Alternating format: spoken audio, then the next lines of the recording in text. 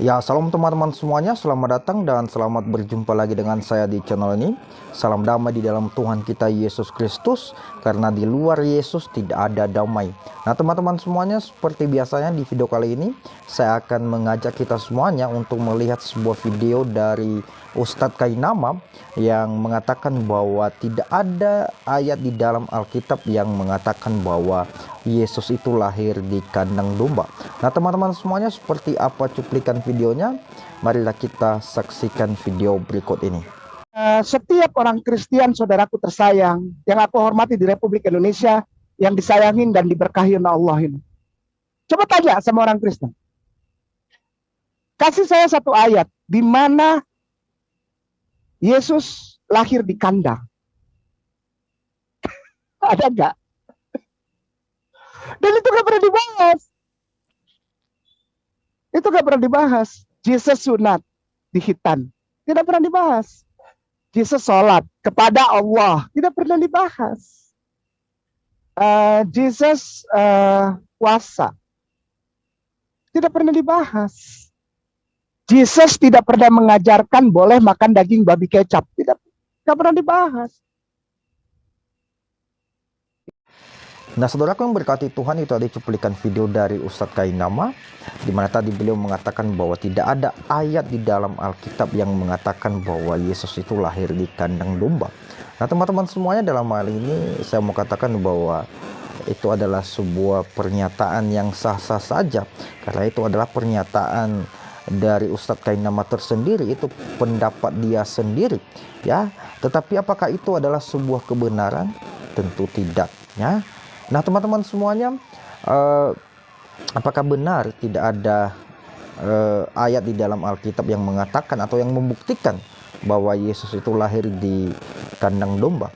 Memang secara tertulis tidak ada ya, secara eksplisit memang tidak ada ayat yang mengatakan bahwa Yesus itu lahir di kandang domba. Tetapi kita bisa membaca peristiwa atau kejadian di mana Yesus lahir pada saat itu ya. Di Lukas pasal 2 ayat 6 sampai dengan 7 kita akan baca secara bersama-sama. Ini nanti yang membuktikan bahwa Yesus itu lahir di kandang domba. Di ayat 6-nya mengatakan, ketika mereka di situ tibalah waktunya bagi Maria untuk bersalin, dan ia melahirkan seorang anak laki-laki, anaknya yang sulung, lalu dibungkusnya dengan lampin dan dibaringkannya di dalam palungan, karena tidak ada tempat bagi mereka di rumah penginapan. Nah teman-teman semuanya, kita harus bisa mengetahui bahwa tempat yang mereka gunakan pada saat itu adalah kandang domba. Kenapa saya katakan kandang domba? Karena di situ ada palungan. Di situ Yesus dibaringkan di atas palungan itu, ya. Jadi kalau misalnya Ustadz Kainama mengatakan bahwa itu di sebuah rumah atau di tempat lain, tentunya saya mau katakan, oh tidak ya, karena tempat yang dipergunakan Yesus pada saat itu adalah sebuah kandang, karena di situ ada palungan. Kita tahu bahwa palungan ini adalah tempat makanannya binatang ya. Jadi tidak mungkin palungan ini berada misalnya di hotel, di rumah-rumah mewah, tidak mungkin ya. Sudah pasti palungan itu berada di kandang binatang ya. Jadi teman-teman semuanya, saya paham alur pemikiran orang ini ya, tentang kekristenan, tentang sebuah kebenaran ya. Kita tahu bahwa mereka tidak mau menerima kebenaran yang sejati. Mereka selalu membelok-belokkan, mereka selalu mencari-cari kesalahan yang ada di dalam Alkitab ya. Saya mau katakan memang secara eksplisit tidak ada ya kata bahwa Yesus lahir di kandang domba, tetapi kita bisa melihat peristiwa atau kejadian pada saat itu, atau tempat yang dipergunakan Maria dan Yusuf pada saat itu ya, ketika Maria mau melahirkan ya. Sudah jelas tadi ditulis bahwa Yesus itu dibaringkan di atas palungan. Jadi sudah bisa dipastikan bahwa Yesus itu lahir di tempat ya binatang ya. di tempat yang ada binatang, ya, karena kita tahu bahwa palungan itu adalah tempat makanannya binatang. Tidak mungkin palungan itu ditaruh di hotel, ditaruh di kamar mandi, ditaruh di pekarangan rumah, ditaruh misalnya di dalam kamar yang bagus. Tidak mungkin, ya. Nah, teman-teman semuanya, saya mau katakan bahwa jangan sampai kita terkecoh dengan bualan-bualan orang ini, ya.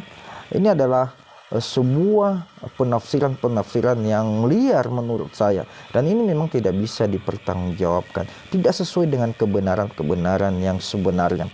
Jadi teman-teman semuanya, saya mau katakan, marilah kita belajar, ya, benar-benar belajar dengan Alkitab, ya. Jangan sampai kita hanya karena gara-gara orang ini kita makin terkecoh, ya, makin tidak tahu kebenaran, dan suatu saat nanti akan pindah, ya, akan murtad, meninggalkan agama Kristen karena kita tidak mau belajar dengan firman Tuhan, ya. Kita hanya lebih enak untuk mendengarkan orang-orang ini, sementara yang mereka sampaikan pun tidak sesuai dengan fakta dan kebenaran yang seadanya.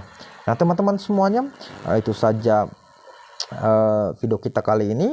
Saya mau katakan bahwa Ustadz Kainama, tolonglah berhenti untuk membual, ya, untuk menjatuhkan, untuk mengurusi agama Kristen, ya.